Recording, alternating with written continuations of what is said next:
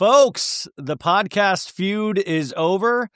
This is our pop culture roundup. Sophie and I are here once again. We have mended fences. She was not on last week. So welcome from the podcast Snarkbait, the co-host, Sophie Ross Brooks. Sophie, welcome back. I'm so sorry that we had that feud for a week. I'm glad we made up. Like, it's just like through the ups and the downs. We love hard and we fight. We hurt hard and we fight hard. Well, I don't want this to be like the canceled podcast with Tana Mongo and how do you say Tana's name? Tana Mojo, I think. And Tana Mojo and Brooke Schofield. Yeah, they ended the canceled podcast, and always people assume that there was a big falling out. But we've decided to give it another try, folks. Yeah, it's just like our friendship is too lucrative. So it's we can just get through anything. And like I said, we love hard and we hurt hard. Yeah, exactly. Well, I think you actually were on a vacation, actually. And how was that? I was at home for the Jewish holiday, and it was nice. It was relaxing. Yeah. I spent time with my family, which I don't get to do enough. So it was nice. And now I'm at my in-laws because we had a wedding this weekend. These weddings, my God, it's just your schedule, your social calendar daunts me. Like, I'm now at a place where I just podcast and we're prepping for a baby. But other than that, like, I don't really worry about a lot of social engagements. This is our last one of the year and like for a while. So this is the last one. So did you have a blowout? Did you really give it your all? Did you leave it on the dance floor? Yeah, I left it all on the dance floor. I'm like old now. Like, I'm just like, I feel like by the time it hits like 10:30, 11, I'm like, okay. Oh, it's nothing that's love the couple. I always love whoever's wedding I'm celebrating. Yeah. It's just like, I get tired now. I can't like do it like I used to. Oh, were you dancing to Opalite on the dance floor? Yeah. Please. We went to an early dinner last night at this Mexican restaurant, and we were in bed. I shit you not, like it's 7:30. Like, we were in bed, and I was like, pretty late here. It's pretty late. And we turned on Father of the Bride to kind of, Diane Keaton, rest in peace. And Father of the Bride with Steve Martin, I think, is what a lot of people's favorite movies. And we rewatched that. And I have to tell you, before we get into the pop culture stuff, watching this, I so relate to Steve Martin's character, and I'm still so pissed off about the finances in that movie, because they say it's going to be $250 a head, and the guest list is 572 people at their place, and then the wedding happens, and, Franck, played by Martin Short, he's supposed to, like, get everything in order, and then the father-daughter dance gets missed. Steve Martin's running around with, like, but if you have Franck, if you have a wedding planner, it's his job. This isn't like Shay's wedding planner. Yeah. This is like they paid top dollar, and Steve Martin didn't even get to say goodbye to his daughter after he forked over $250,000 probably. Yeah, it's crazy. I haven't seen that movie in way too long. I need to revisit it. It's on Disney Plus. And by the way, Diane Keaton, damn it, we just canceled Disney Plus. We were just talking about this because they increased their prices to $18 a month. Oh, every streaming service increased their prices. It's really insane. They have everybody over a barrel. To be honest with you, I think I use somebody else's. I'm sure it's my own. Send it to me. Yeah, okay. Let me ask my dad if that... Trade me. Trade me, yes. But anyways, before we get started into all the stuff, rest in peace to Diane Keaton, just a fantastic actor. Yeah. So many legendary films that will live on for the remainder of our lives, and hopefully the lives of our children and all that to come. Yeah. But Father of the Bride, I'm just pissed at how ridiculous the finances in that movie are. I feel like everyone's talking about how, our yearly Family Stone rewatch is going to, frickin' hit harder than ever before. Can I say, and Danny Pellegrino was the one that tried, like, he made me like go revisit that movie. But when I first saw that movie, Family Stone, it did not speak to me. For some reason, didn't like it. It's not a good movie. Like, I feel like it's not a good movie. It's one of those that is like bad. Movie.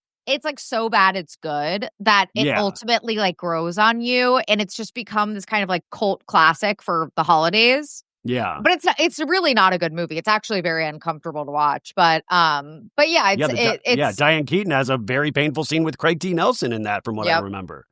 Mm-hmm. But anyways, I didn't expect that news. I was like praying all week that Dolly Parton wouldn't die, and then it turns out Diane Keaton passed away. Yeah. But moving on from that, rest in peace. The big news, and I think the Bravo community and the pop culture community really do their best work and come together when things like this happen. On Friday morning, it was announced that Dr. Wendy Asefo from Real Housewives of Potomac and her husband, Happy Eddie, they were arrested on fraud charges. And I slept until like 9 a.m. that morning, and my God, I'll never sleep in it again. Sophie, what did you think of this news when it first hit? I was in shock. Yeah. If there is one housewife that I wouldn't expect to be caught up in like a fraud scandal like this, it's Wendy. She's supposed to be smart. She has 4 degrees. Eddie has 4 degrees. And in fact, Potomac just premiered last Sunday. We recapped the episode this past Tuesday, and I thought it was a fantastic episode. But Wendy's talking about how good Eddie's cannabis company is doing. It's now in 3 states. They're looking at like marble fireplaces and countertops because they're going to redo their house. And that's like a big chunk of change. And she even has a talking head where she's like, cha-ching, which is going to come back to haunt. Cha-ching. Cha-ching. Oh my God, yeah. Because the investigators found that they were actually in, substantial debt, which obviously if they're doing something like this. Yeah. So you guys, I'm sure you've heard already, but they went on vacation to Jamaica. They came back. They reported a burglary at their house and that all of these luxury items were taken. Now, when the police, the Carroll County Police, which, shocker, Wendy doesn't live in Potomac to begin with, Carroll County far away. But when they did their, research or their investigation, they found that they even had a security system, which they lied about and said they got a security system after the fact. Their security system said that there was no movement in the house during the time of the burglary. The other thing that they idiotically did was that they not just like try to scam one insurance company, they did 2 insurance company scams, and they did travel insurance because they said their engagement bands were stolen as well. And then Dr. Wendy fucking like on an Instagram post wore the diamond ring that she reported stolen. And when the police did the investigation work, they found a majority of the items that were reported stolen. How can you be this smart and this stupid at the same time? It looks like she's even wearing that ring in her confessional on this season of Potomac. It is so mind-bogglingly stupid. So not only did investigators find some of the items that they reported missing and all of the insurance fraud of it all, they had returned some of the stuff to stores, which investigators had found. Some of the stuff that they had reported missing, stolen, had actually just been returned to the store for a full refund. And then also Happy Eddie, who again is a lawyer, emailed Wendy, sent Wendy an email in writing that said, hey, can we add some more stuff to this list of like reported stuff? Because maybe like Chanel shoes. I'm trying to because they wanted to hit their insurance limit of $450,000, the maximum. $450,000. And he writes that in an email to his wife, who he lives with. He's a lawyer. Oh my God. Like they're supposed to be smart. Somebody said this must be the first time they've been scamming because they did so many mistakes on their first go round. And listen, Karen Huger just got released from prison last month. And I said, she must have let out the biggest belly laugh for the first time since prison because Dr. Wendy was up Karen's ass, rightfully so in a lot of ways. But then this happened. And then Ashley Darby, now I think it's a crime that she has a singing career right now, but she was at a concert singing and she said, this is not a surprise to us. But, Dr. Wynn, she said allegedly, Zen Wen is in the pen. Lord have mercy. Just work on hitting the notes, Ashley. Just work on hitting the notes. And then the content creator Kempire said, his sources said they are picking back up cameras. Yeah, which they obviously. did. Giselle and Ashley are going to have a field day with us, and I cannot wait. Can't wait. I'm waiting for Stassi to get involved, and Kay on the first episode, Dr. Wendy and Kay were getting into it. So Kay now has, by the way, probably laughing her ass off.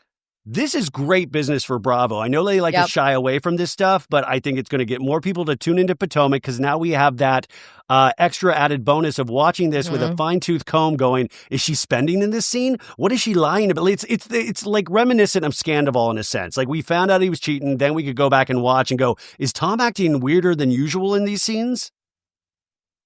I am so excited to see how they reframe the rest of the season. Yeah. Because I feel like they're definitely going back to, the editor's room and it's just going to be so fun to watch. The other thing that I think is just funny from all of this, again, because they made so many mistakes, is that immediately the investigators were like, there's literally zero sign of a break-in, like not only with the Ring camera, the security there was system. just some things thrown aside in the bedroom, some things like haphazardly thrown in the bedroom. They were like, we think it was this window in the upstairs bathroom. And so then they replicated what it would be like if an intruder came into the bathroom. Like they would be tracking in debris from the rooftop. Yeah. There was nothing, like it was pristine. Well, and the sad part of this, all joking aside, is they have 3 kids. Yeah. They were taken into custody, and I was like, did they get tipped off? Who did they leave the kids with? Because these are younger kids. And then also, if you watch Potomac, the relationship she has with her mother. She is estranged from Eddie's family as well. And, how much dignity and respect and pride from a Haitian family, how that really kind of integrates. Nigerian. Sorry, God. But how that integrates into a family life and what Wendy's mother must be, just bringing dishonor upon the family name. They blew up their lives. Like, Eddie is going to be disbarred. I doubt he's going to be able to sell cannabis anymore because he's going to be a felon. Can you imagine getting disbarred from selling cannabis? I mean, he's going to be disbarred from being a lawyer and selling cannabis. Thank God Dr. Wendy quit her professor job last season, or she would have gotten fired from that. And her political commentary career is over. Like, it's just, they completely blew up their lives. And again, like you said, the saddest part is that they have 3, for what? Exactly. They have 3 young children who are old enough to recognize what's going on, but still all under the age of 14. It's really sad. And again, for what? How do you explain this to your kids? Now, I think it was found also in these documents that they are, they were extremely cash poor, that they had a lot of financial issues. But it does give you that question whether, is it the Bravo of it all where you feel like you have to keep up with the Joneses, or are these people already like this and then they come to Bravo? Because this happens a lot. And in fact, so much so that I think these production companies, is there a thing in the budget for stupid thing the housewife does in the off season because we'll have to pick back up cameras? It's like they have to budget for the stupid moves that happen in the off season. And just to your point, I would never have thought this of Dr. Wendy. I was shocked. Some people were like, I could see it. I could not see it at all. No, literally no. I think that's why every single Bravo account I follow, we're all shocked. It's just so unexpected. But yeah, I think it's keeping up with the Joneses. They're trying to flex for the cameras and they're trying to flex for each other. Yeah. It's just so funny because it's Potomac. You're trying to flex on Giselle Bryant. It's not it's Kyle Richards or Heather Dubrow. I'm sorry. It's Potomac is not known for being the, Beverly Hills, where they're really, really, really decked out and living in luxury. Potomac, it's they're pretty modest. But you know what's a flex for me? Watching the show was a flex for me was that she was a professor. She was a political commentator. Those were the things that impressed me about her. It wasn't the 3-wick candles. Yeah. It wasn't any of that shit. It was that, oh my God. And I remember saying in so many recaps of, I don't know why she did this. She has such a good actual life, an amazing life that people would die for, and using her brains and her, her knowledge to get further, and then to throw it into the housewives camp is just really different. And I would guess that, people like Wendy, I met her at that DirecTV holiday party at Kathy Hilton's last December, and she was so nice, so amazing, and Lisa Barlow was hosting that night. So DirecTV is paying all of these housewives to be there. And I remember thinking of just wow, this is around the holiday times, they're spending time away from their family. You just go to think that even Lisa Barlow, they probably make the majority of their money not from any of their companies, but from Bravo and Bravo-related activities. Hey, folks, we are here to talk about our friends at Quince once again. If you can see me right now, I'm wearing a beautiful navy sports jacket that I did get from Quince. And don't worry, I am prepping for my BravoCon trip in November. I just purchased a beautiful leather jacket from Quince. But they don't just have clothes. Remember, they have bedding, bath, cookware, travel accessories, the whole nine. So, as the weather cools, we're all swapping pieces that actually get the job done. Warm, durable, and built to last. And Quince, they deliver every time with wardrobe staples that'll carry you through the season. Now, Quince has all kinds of fall staples you'll actually want to wear on repeat, like your boy Ryan, like 100% Mongolian cashmere from just $60, classic fit denim, and real leather and wool outerwear that looks sharp and holds up. Now, I've got my eye on this suede trucker jacket. It's perfect for layering and just looks really casual, but put together. And you can go to their website and they'll show you all of these things and how they look. Now, how do they do this? They partner directly with ethical factories and top artisans. Quince cuts out the middleman to deliver premium quality at half the cost of similar brands.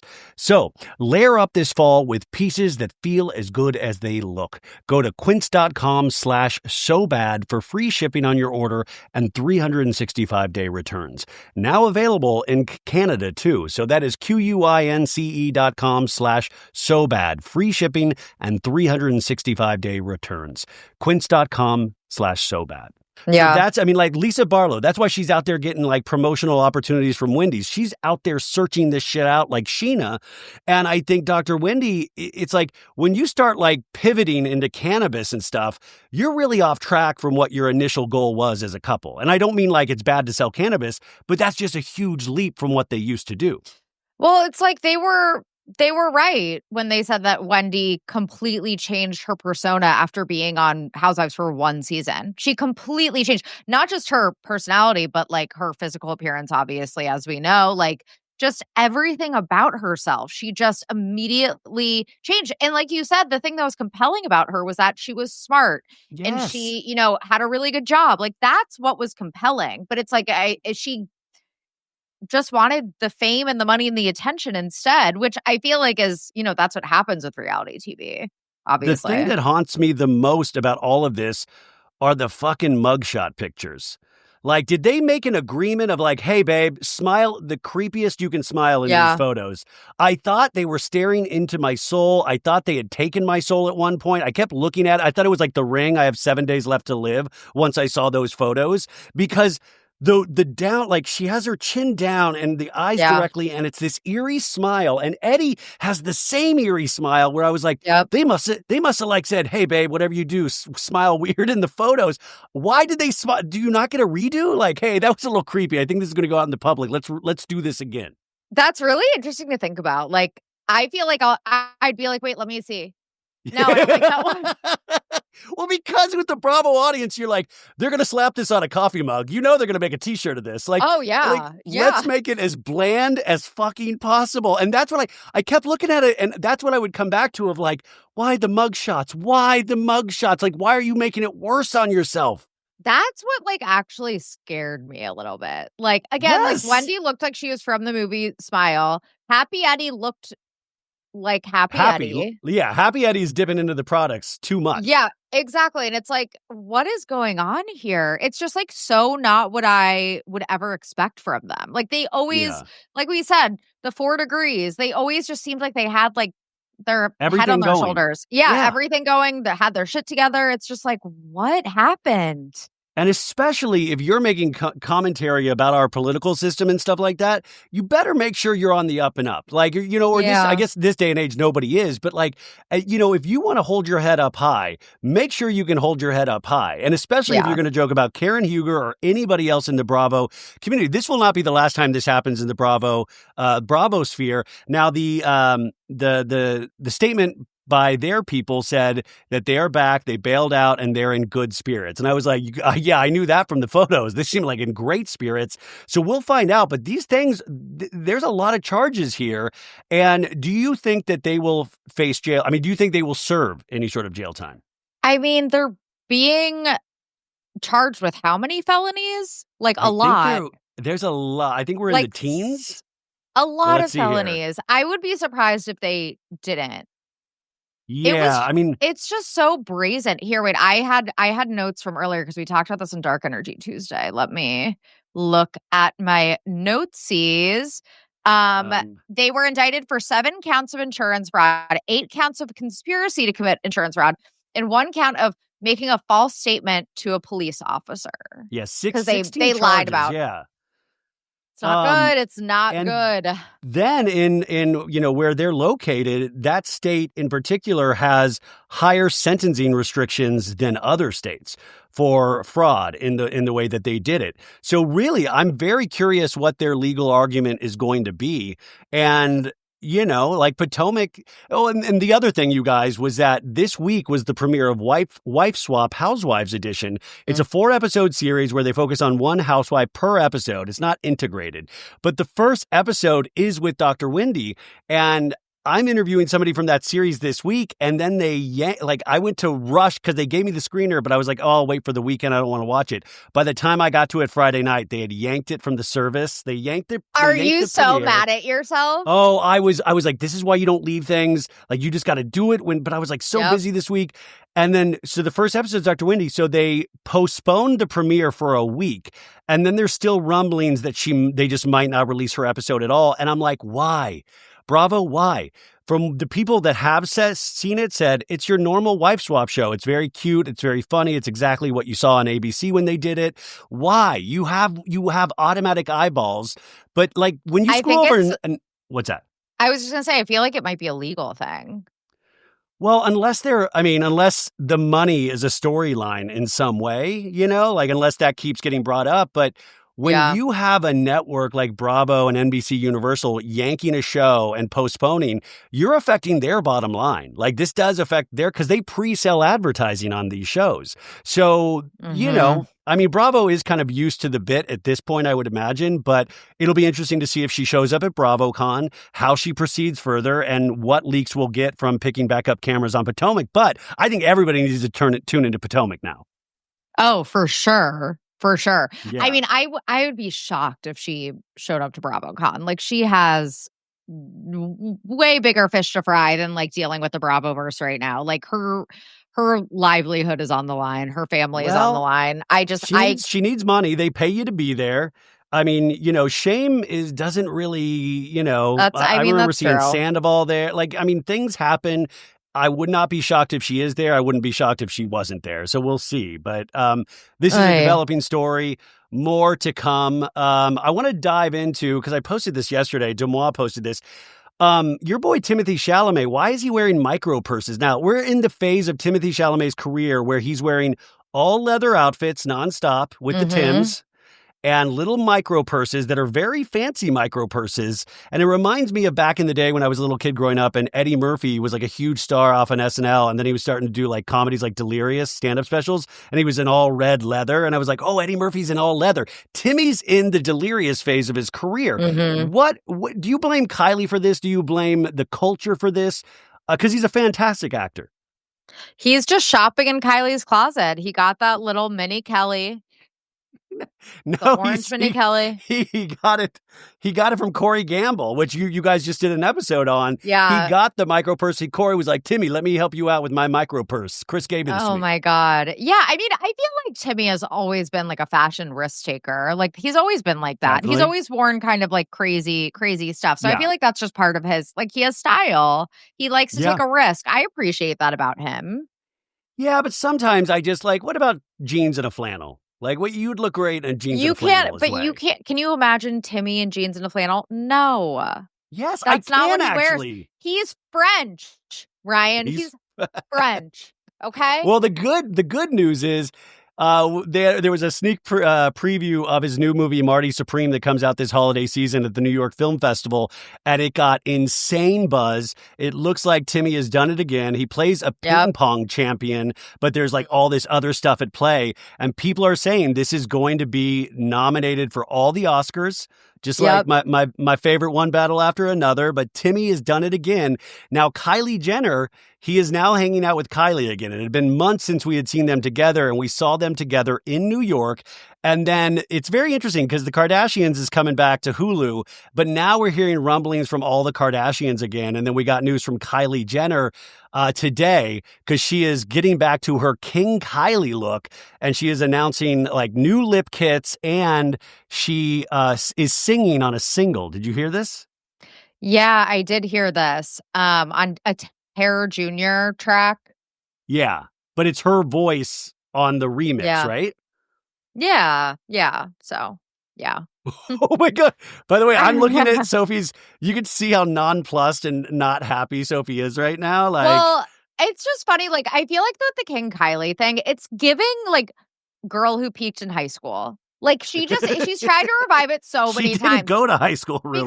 No, but that was like when she peaked. Like, she was the ultimate it girl style tastemaker. And now it's like, it's just the moment's over. Like, come on, moment is over. I think it's also funny because like if this is a PR relationship, like Timothy and Kylie, and people are speculating that now Timmy's on another Oscar campaign, just like he was last year, and so now it's like back to bringing Kylie around. I don't understand. But do you think that helps for an Oscar? No, I don't think that helps him at all. I don't think it does either. But that's what a lot of people, because it's like they haven't been seen together in forever, and now all of a sudden it's like the Oscar buzz again. He needs to like get back out there with Kylie, and it's like, I think it actually hurts his chances because I think, and I say that because not because he doesn't deserve an Oscar for being with Kylie Jenner, but I think that people don't take the Kardashians seriously, so they are less likely to take him seriously. Well, yeah, Oscar voters are very different than TikTok voters. You know, if you're doing the TikTok awards, you know, Timmy's going to win hands down. But if you're going to do the Oscars, it's a whole different generation and all this stuff. And speaking of movies, Kylie is a fellow actor because it was announced this week that she is cast in the new A24 film The Moment with Charlie XCX. So it stars Charlie XCX, Kylie Jenner, Alexander Skarsgård, Rachel Sennett, and more, which is like a good cast. So Kylie is spreading her wings. Like, do you think Timmy's going to run lines with her at night? Can you imagine? Yeah, give her like acting help and stuff like that. That would be amazing. He's like, they're like just, you know, doing like a complete unknown lines. Yeah. He's like, there are 99 people in the room and they all think they know me. It would be great if Kylie Jenner's in this movie. She's like, hey, it's me, Kylie Jenner. I rehearse lines with Timothy Chalamet. She does a Bob Dylan impersonation. No, she's Austin Butler's Elvis, then like never stop talking like that. Just like, thank you very much. Well, who knows? Maybe she's going to be Best Supporting Actor, and then Timothy and her will both be nominated. But, you know, however Timothy dresses, you just cannot deny this dude is a fantastic actor, and he's really made so many good career choices. I just sometimes don't understand the Kylie, and I hate to be hurtful towards Kylie. Just how I feel. I think she'll be okay. Yeah, I think. I think she'll be okay. Why do I always feel bad for people that do not need me to feel bad for them at all? They don't need. It's okay. They don't care. The beautiful famous billionaire is gonna be okay. Yeah, it's like, leave Taylor alone, you guys. Leave Taylor alone. Okay. Last thing about the Kardashians, really quickly, I wanted to talk. This is like, it's the week of the Kardashians. They're really like doing a full court press on PR because we got our first trailer from Ryan Murphy's All's Fair, or I guess our second full trailer. And did you watch the trailer for this? Yeah, I was like, what the fuck is this about? It was the weirdest thing I've ever seen. And then it's like, you better work, bitch. So, you guys, it's like, you got to watch the trailer because the thing I noticed the most about the trailer, it's a stacked cast. Glenn Close, Sarah Paulson. I mean, just so many amazing. Kim Kardashian, obviously. Kim Kardashian, obviously. Naomi Watt. I mean, it's just stacked. But Brooke Shields, I think. Yeah, well, yeah, because they have guest stars because each one is like, it's a divorce. So I think Jessica Simpson's in an episode. So that's a really smart move. But what I noticed about the trailer is it looks like minimal use of Kim, and the magic I think about actors is that some people just have this magic about them. You can turn a camera on them and it's like we can read their thoughts. When a camera's on Kim in this, from the trailer, I don't know what the fuck she's thinking. Like, I know what Sarah's thinking and Glenn Close is thinking, but then they put it on Kim, and I hate to say, but it's just like dead. Like, it's like, like some people are just like dead? Well, I could be completely wrong, just from the trailer. She can't really like emote or act that well. I was kind of impressed with her in American Horror Story Delicate. Yeah. I was expecting her to be way worse than she was. I was not impressed by her in this trailer. I can't even remember like one of the lines she said where she was like, "We'll take him for everything he's worth." Or something like that. And she just, and I think it's also the fact that she has that face where she is always going to play like a wealthy lawyer or wealthy something or, whatever it is. Like, she's not going to be in a period film about like an 1800s peasant, obviously. You're not seeing her on Bridgerton. The hard thing about being Kim Kardashian would be that you're never not once going to be thinking, oh, that's Kim Kardashian. Other actors, you'll be like, oh, I can get lost in this. The role, get lost but in Kim the role. Kardashian, you're like, oh, that's Kim Kardashian. Like That's every time Kim she popped Kardashian. up on All's Fair. But we talked about this before when it was first announced. That they gave her as many takes as she wanted. And also they're going to be so delicate in their editing around her. And that's why they stacked it with amazing actors like Teyana Taylor, who killed it in one battle after another. They've got the best. So if Kim can just keep up and they can use the best takes, it's probably still going to be, I'm going to watch every episode. I'm legitimately kind of excited to see this, but to me, this is potentially our next So Bad It's Good, kind of like, and just like that. I'm going to watch it too. Yeah. Definitely. Okay, moving on. This week, we had a huge loss, not Diane Keaton, but Hilaria Baldwin got voted off of Dancing with the Stars. And I weirdly now this season am a proud watcher of Dancing with the Stars. And as I get older, I'm like, this is magical. It's so fun with the dances and stuff. And Rebecca's like, this is nice. We've never really watched it before. But Hilaria got voted off, which is, what it is. Yes, Hilaria's... Guys, all these girls on TikTok were making fun of Hilaria's dance moves, and I was like cracking up. But Hilaria, I knew this was going to happen. Immediately, she painted herself as a victim, you guys. Did you see this? No. What did she say? Oh, she's done so many interviews where she's, and it depends on the interview. If she'll either like put on the like deep Spanish accent or the American, Hillary from Boston thing. But she says it's us. It's like, it's us. It's me and you. So she named us in particular. No, she said it's really like I'm a victim of bullying. I was bullied off this show. And the thing I just want to remind everybody is that that's not it. The thing is that she committed to a lie. She was caught and she has never then once admitted to it. That is what it is. People have such bad vibes and feelings still because if you remember Hillary in the beginning, she was a very successful influencer before she got caught up in all this. She was making really good money. And then this happened and she has never once admitted to saying like, hey, yeah, my parents moved for like, 3 months when I was like 19 or 20 years old. And then I came back with a Spanish accent and forgot how to say cucumber in English. Like she committed to that bit so hard. And so then when she says it's bullying, it's like, you've never been on it. It's like Whitney on Salt Lake City. She finally was like, my business, I completely failed. And you're like, oh my God, honesty. Yeah. Hilaria has never had that honest moment with us. Exactly. She completely, even after getting caught, she was born Hillary Hayward Thomas, I believe. Yeah. She is not Spanish, always implied that she was from Spain. And always, after she got caught, she was like, well, my parents live in Spain. They like retired there. Yes. Like that's not the same as being from Spain. Like she has always stuck to this lie. And it is so infuriating. Like, shut up, Hilaria. You're not the victim. She also blamed it on being with Alec Baldwin of like, ever since I became with Alec, it's just been the next level of people trying to get at me. And I'm like, first off, you went for Alec Baldwin and Alec is not in his, I can only imagine what Alec thinks behind closed doors about all of this.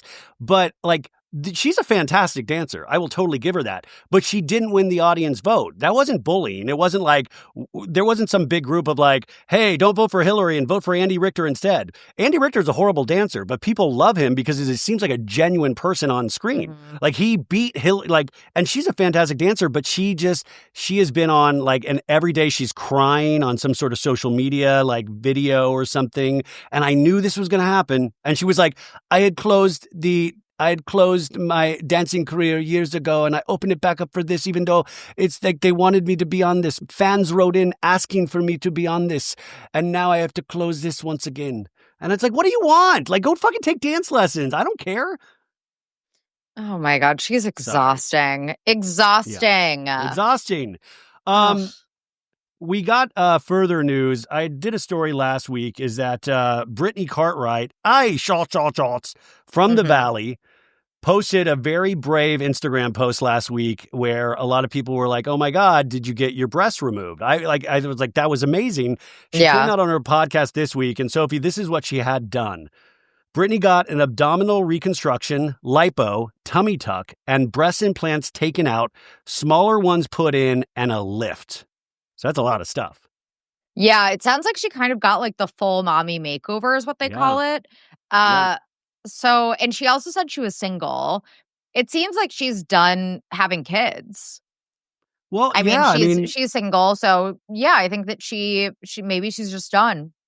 Yeah, she said she was not dating that guy anymore. He lives 3 hours away. Hopefully they can remain friends, but he has 3 kids himself. And they're still filming The Valley right now. So the mommy makeover will obviously be a storyline, which is going to be hysterical because Brittany will be like, oh, I'm hurting. You know, like that will be hysterical. Well, I hate to say hysterical. I know it's a very real thing, and I hope all moms have the money to do it. But it'll be interesting to see how it's portrayed. Now, I did find out that The Valley will not, they will be wrapping a week before BravoCon. So BravoCon will not be a storyline like I was hoping. I was hoping they would do the finale at BravoCon for The Valley this season, but they're going to wrap a week before, I hear. Wait, why would BravoCon be a storyline?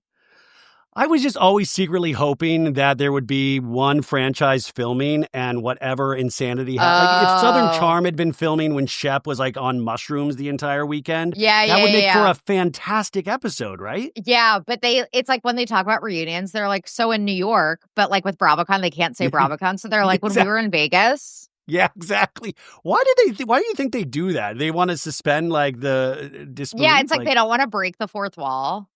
Like, it's like we know we're watching a TV show. Yeah, and also at this point, every one of your cast members are like catching felonies. Like we're grown up enough to like just call it BravoCon or the reunion. Yeah. Anyway, so The Valley will be done filming by BravoCon. We still really, I mean, all credit to Jax Taylor. He's remained quiet. It's eerie. There's been no social media posting, has there? I don't know. I mean, he blocked me on Twitter. Am I blocked on Instagram? Smart. Let's see. Mr. Jax Taylor. Oh, yeah. I mean, oh no, he's still doing. You're blocked? No, I'm not blocked. He's still doing his podcast. I guess he hasn't posted in 10 days. But I'm talking about like the nasty comments of like, you know, hey, Brittany ain't no angel sweet, you know, either. Like, oh, you better give those implants to me. They're mine. You know, like any of that shit. I'm happy for Brittany. Like it was time. She needed to get rid of those years ago. They are way too big for her. Obviously, they were Jax's choice. I'm buying them. They're my boobs. Put them D's on that bitch. Put them D's on that bitch. Yeah, come on. That's iconic. And I hope one of those breast implants gets to be in Watch What Happens Live Clubhouse with Tamra's. So that's very, very exciting. Oh my God. Sophie, did you see the Southern Charm season 11 trailer? Papa yes, I did. Why are people fighting over Craig? Dude, this is Craig's wet dream. Like 11 seasons to get to the point where all of the women on Southern Charm are fighting over Craig. And he's like, what did I do to make what did I do to make myself a villain? And it's great because there's a new cast member, I think her named Charlie, and Sally Carson. They're both fighting over Craig. And Craig, of course, has a jacuzzi in his backyard. We see Corey Kiefer from Winter House visiting, Craig's buddy. And then that's like a big storyline is like Craig's like, the cat's meow. And then Austin and Craig Like, what happened to them? Like, I keep thinking, like, is there like a Julia, Adriana, Real Housewives of Miami storyline that we don't know about? Like, did they hook up in the Hamptons? Yeah, like they hooked up and now it's just like it ruined the friendship. That's what, by the way, that's what actually the Taylor Swift song is about. It's about Craig and Austin. Did they officially end Pillows and Beer? Like, that doesn't exist anymore, right? I think it never officially, there was no, like, this is our final episode. And I think there was hope that they were going to get back to the podcast once Paige and Craig broke up. But as we see, Austin, I mean, it's just, whatever it is, Austin just really dislikes Craig for Craig's behavior. But they're definitely done. Pillows and Beer is done. They haven't posted an episode. They haven't posted a new episode since 2024. Wow. I'm shocked. I feel like Austin should buy it off of Craig and just have Shep do it with him, because Shep, is very unclear what his storyline is this season in that trailer. Yeah, there wasn't a whole lot of Shep. Also, we need another Scheana thing. Do we think that Austin and his girlfriend broke up? Yeah, I think Austin, because he let it slip when Sarah Jessica Parker was a guest on Watch What Happens Live. And he said, oh, yeah, we're not together. And then he was like, oh, you'll see it on Southern Charm this season. You'll see it. Oh, he admitted that they're not together. I believe he had said something in that, you'll see it, you'll see it. Because when he was begging for him to be on Just Like That. So that'll be interesting. And there was a rumor about Austin in the trailer that he hooked up with a couple of roommates, which I'm like, dude, Austin threesomes are my favorite. Not to be a part of, but just to hear of. Madison! No! Insane right now. The girls fell through the ceiling, Madison. I don't know how they got here. You don't want people to sleep? They're women. It's unsafe out there in Charleston. Whitney's out there. I don't know, but God. It's nice to see these people again. But I always have high hopes for Southern Charm. But there's no mention of Paige DeSorbo at all. I thought we would start off with like Craig being sentimental or emotional, but instead we have Craig blouseless on the beach. Yeah. Blouse plus. Always. He's like, what did I do to be the villain? Chicken. I'm not going to miss that, by the way. I'm not going to miss chicken. Well, Sally wants to be the new chicken, who is going to accept Craig's vegetables in his backyard now? Oh my God. Stop. Sally can do so much better. I'm sorry. I don't understand. I've always said this. Ryan was like, Craig's hot. Like, Craig is he is hot. I think he's objectively hot. Ryan, but you are not attracted to men. That's the problem. So you don't fully understand like the female gaze. I'm sorry. Craig is insanely popular. Like he really, maybe not you, but I think a lot of girls want Craig still. Guys, let us know in the comments. I feel like Ryan doesn't understand the female gaze, you know? Like Craig, it's like, remember for a while, it was a running joke that like Ryan Reynolds, every straight guy is like, I have a crush on Ryan Reynolds. And it's like, but straight women don't, you know? Yeah. Well, I always say like the two hot guys, I'm like, I love Craig and I love Andy Cohen. Those are hot dudes. That's Andy Cohen is, but I feel like you're that type of guy that's like Ryan Reynolds and Craig Hanover. No, I never thought Ryan Reynolds. Well, I mean, like I didn't really think too much about it. I will say no on the Ryan Reynolds. And it wasn't because of the court case. No, don't. I don't want that on my LinkedIn. No. I'm starting the rumor. Okay, moving on. Now, I know you and your co-host for Snarkbait, you did a whole Taylor Swift listening party for the life of a showgirl. And I think that was very successful. The album's been out for a week. This is starting because Taylor is making another announcement on Good Morning America on Monday. And every time she does this, it's like another variant of the album. And at this point, the album had the biggest first week sales in modern day history, beating Adele's 25, selling over 4 million copies. In this day and age with streaming, that is insane. Obviously, though, she also had 32 different variants of the album. So that all factors into that sales number. So, 30, if one fan is buying 32 copies, that counts as 32 sales. So that's amazing. But she keeps making these announcements. And on Good Morning America today, she is supposed to make another announcement. Now, what do you predict this announcement will be? Have you heard about this? Yeah, I don't know. She's already announced like so many variants. It's not going to be a new variant. Like, is she expecting? Oh my, well, that would be, I don't think she would do it on Good Morning America. My thought was that I was looking at the venue and it's like, Good Morning America is ABC. ABC owns Hulu, Disney Plus. All of those are the same company. So my thought was that it's going to be like that movie that's in the theaters. They're going to stream it on Disney Plus maybe or Hulu. That would be such a stupid announcement. The other announcement, I was like, maybe she's just going to announce like a whole nother album immediately, like Part 2, because that's what a showgirl. You know what? I have kind of a conspiracy theory in my own mind, because the first time the album, I know it sometimes takes some time to grow on people. It still hasn't fully grown on me. I listened to it and I was like, what are these lyrics? Don't come for me, Swifties. I'm sorry. It's like, I'm just being honest. It's just not I have tons of Taylor Swift albums I love.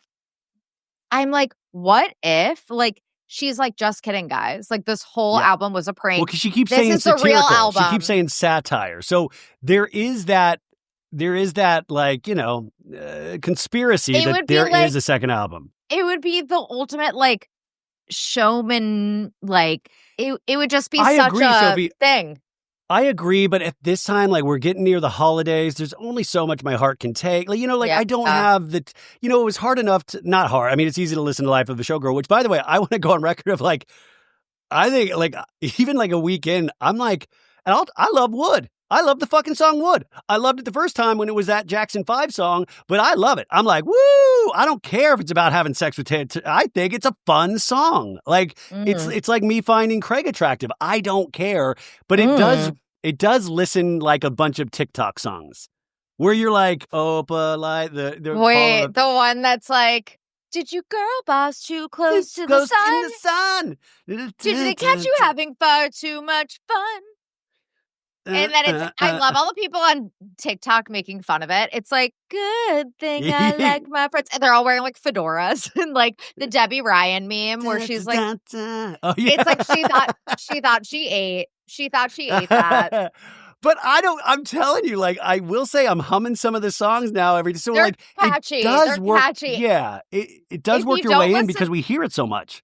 If you don't listen to the lyrics, like, the music is good. You just can't listen to the lyrics. Yeah, I mean, so it'll be interesting. I had this great guy. He has a podcast with his daughter. It's called Decoding Taylor Swift. And I had him on this weekend to talk about it. And he was like getting deep. He was like, he was going into that satirical thing and he was bringing up Shakespeare and all of this stuff. I really loved the conversation. And the podcast is so cute because he hosts it with his like 19-year-old daughter and they're like breaking like each track of the album down. But I like, it's like, I'm sorry, Taylor, like you are almost the victim of your own success. When you are this big, I just think like when you think about like when like Thriller came out with Michael Jackson or some of the biggest albums of all time, you didn't have TikTok where you were not forced, but you watched millions of people's opinions all at once. Like, you know what I'm saying? Like that does something like it really, so it'll be interesting to see how this grows, if it's worth growing, but I think she released her full merch line over the weekend as well. Did you see? Like it was she had like a faux fur coat on it. She had a hairbrush. I'm getting a hairbrush, you guys. Wait, yeah, I saw a viral tweet. The hairbrush already like came apart. Oh, yeah. Wait, I'll find the picture. The hairbrush is going to come apart in my butt. Yeah. Yeah. Sorry. Huh. That was a choice. Hey, Ryan, edit this out later. Don't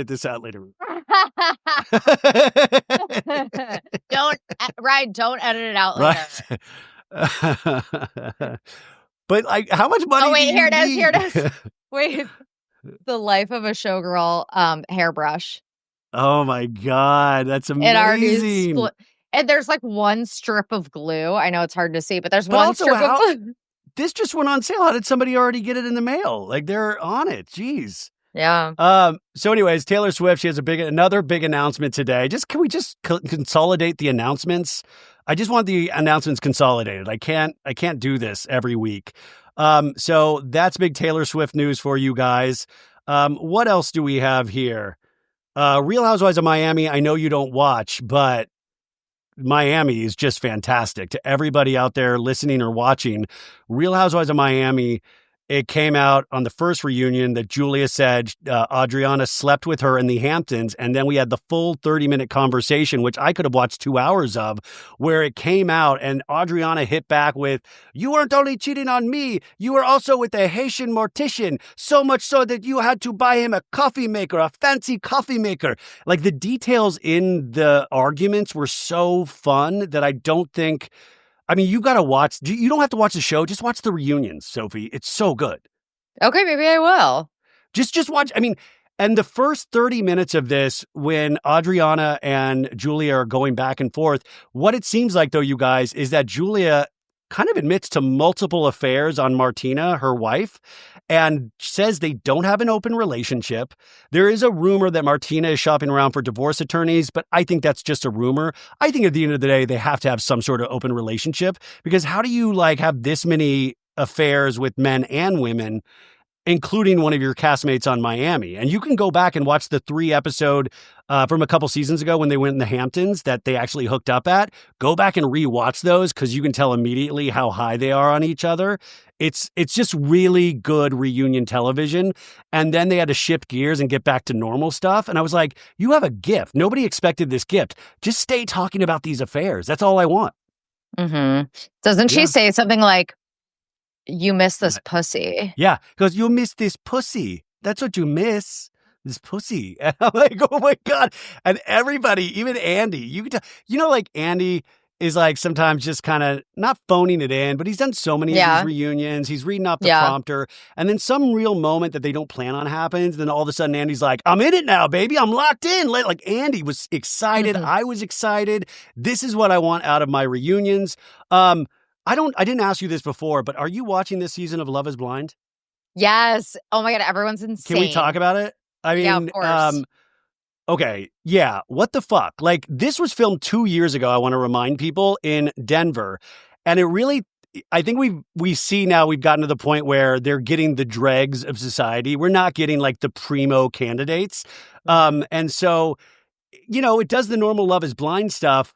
But what are your standouts so far in your head? Oh my God. So I actually took notes. First of all, Jordan and Sparkle Megan are the only people I'm rooting for, because they're the only people that are somewhat normal. And wait. You're rooting for Jordan? Single dad Jordan? I like Jordan. What's wrong with Jordan? I think that going on Love is Blind and marrying a woman after a month as a single dad is irresponsible. But that's strike one. Otherwise, I think he's normal. And then he makes the chicken smoothie. Yeah, you guys, there's one episode in these last batch of episodes where he's like, "Yeah, Megan, I wake up every day and I take a big old chicken breast and I throw it in a blender with some water and Crystal Light, and then I chug it down." Sophie, can you tell me, I'm not into bodybuilding like this. Couldn't you just eat the chicken breast? It's not that hard. Chicken breast is really good. Why would you ever make a smoothie out of it? That was my question, because he's drinking it and he's like, "It's really gritty, but it has 50 grams of protein." It's just, if you want the protein, just eat the chicken. You know how good just a normal boiled, chicken is not bad. Put it on a bun with some lettuce and tomato and mayo. That's amazing. Even talking about it right now, it really turns the stomach. And he had a fucking chicken milk mustache that was so disgusting. But also this Jordan guy, he has sleeves on, sleeve tattoos. My thought about Jordan and all of these, Jordan just has way too much confidence for who he is. You're oh, if I could have a little Jordan confidence, because I don't think he should have this much confidence. Oh, see, I think besides the fact that he's on Love is Blind as a single dad and is maybe going to marry a woman after a month, again, irresponsible, he seems like a good dad. I don't know. This is not about his dad, but I do think he presented himself as a single dad, he was the sole caretaker, and it turns out they actually split time. So but I do think he's a good dad. This has nothing to do with being a dad. I think that him and Sparkle Megan are the only two that actually know how to communicate in a healthy way. You're right about that. But also the funny thing about Sparkle Megan, you guys, if you don't watch, is that you wouldn't think she would be nicknamed Sparkle. There's nothing. She's cool and all that stuff, but she's just very I do things by the book. Yeah, she's very dry and bland, but happens to like wearing sparkly sneakers. Sometimes she's tacky. But apparently, so her whole thing is that she's pretty wealthy. She's well off. She's worked really hard for her money. And so she has this $1.5 million home in LA that she's going to sell and then use that money to buy something in Denver. Apparently, people on Reddit have discovered that the company that she worked for was an oil and gas company that was bought out for $2 billion. So Sparkle Meghan is 100% actually as wealthy as she is making it out to be. What is the thought process of like, I'm doing well in life. You know what? Why don't I just go on Love is Blind? You know, like that's a wild, when you're doing well already, you know, like you have money, and to do this to yourself. And I am comforted that this was 2 years ago, but they're doing something different, you guys. If you don't notice, if you watch Love is Blind, they're letting the cast members do big interviews like the Nick Viall and all that kind of stuff. And they usually keep like a tamper down on that. So you can really figure out who's together and who's not still. The other one that really stuck out to me, and they're not on the show anymore, was Casey and Patrick. And, you know, Casey and Patrick, you guys, like, first off, Patrick, he's Asian American, correct? Yes.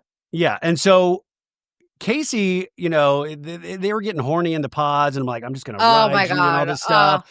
And then they meet each other, and you're like, okay, like they seem like they're kissing and stuff. And then later, Casey needs to meet with Patrick and says, I need to go home. I need to go home right now. I got to get out of here. And it's not you. It's not you. I just got to get out of here. And Patrick's like, no problem, dude. Let's start, you know, meeting up in Denver. That's totally fine. I get it.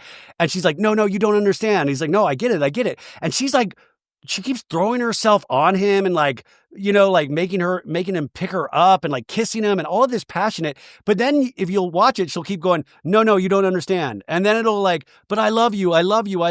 And then they flash back to a scene with the producers of her telling the producers she wants to leave. And she goes, listen, he's attractive and stuff like that, but it's just not going to grow. There's only so much. I'm not going to be able to get there. I'm just not going to be able to get there with him. Yeah. I'm not going to be able to get there with him.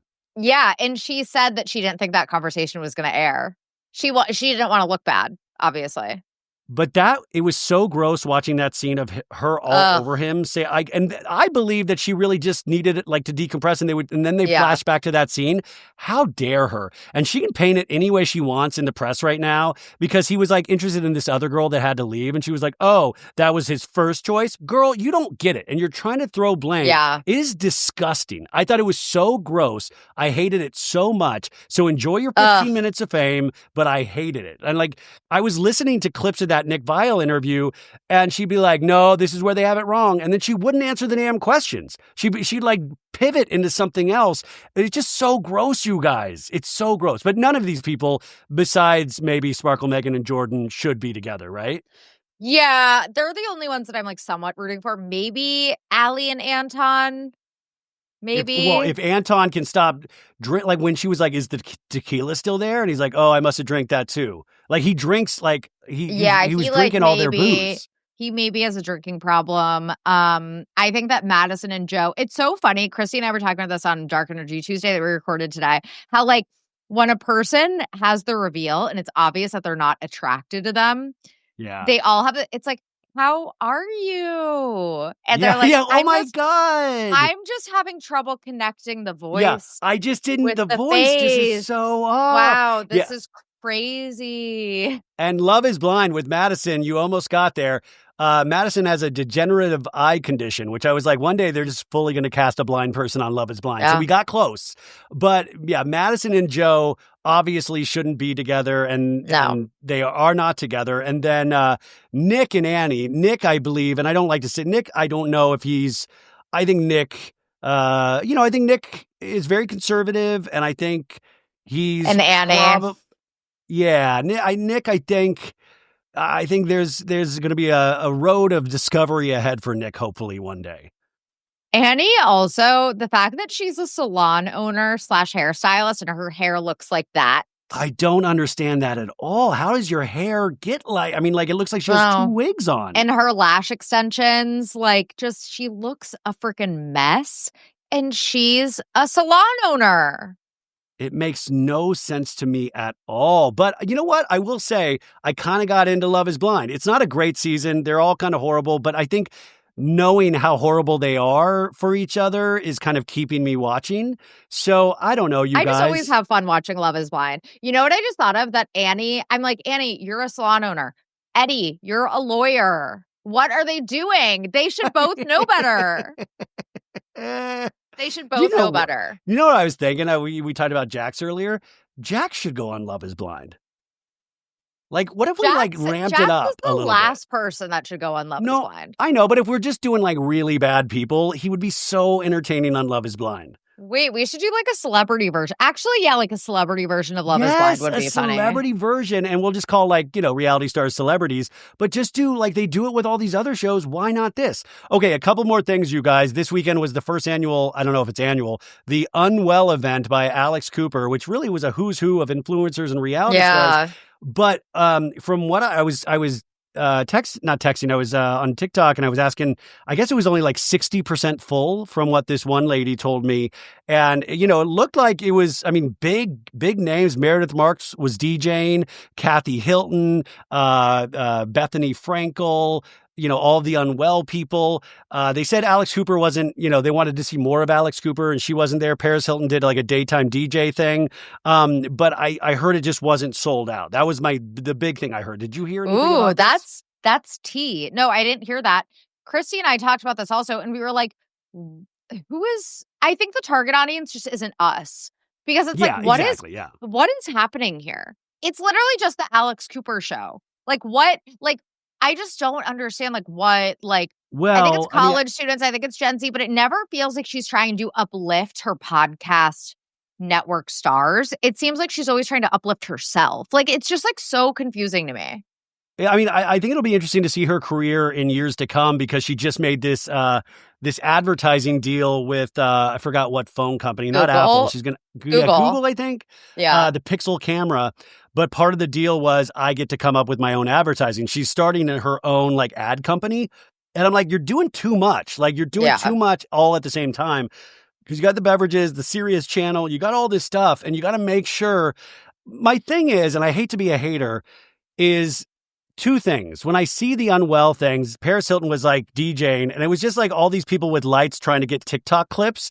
And it's for us at home who are not going to be there. So they're presenting this ultimate fantasy. Mm-hmm. And I would be curious of what it's like for the people there because it doesn't seem meant for them. It seems meant for all of us to push out this image of Alex Cooper. The other thing is, I think people like Alex Cooper in terms of not the podcast, but in how she overacts in every clip is that she's making people think that's acting. I was watching her on stage and there was a surprise from a surprise guest and she was like,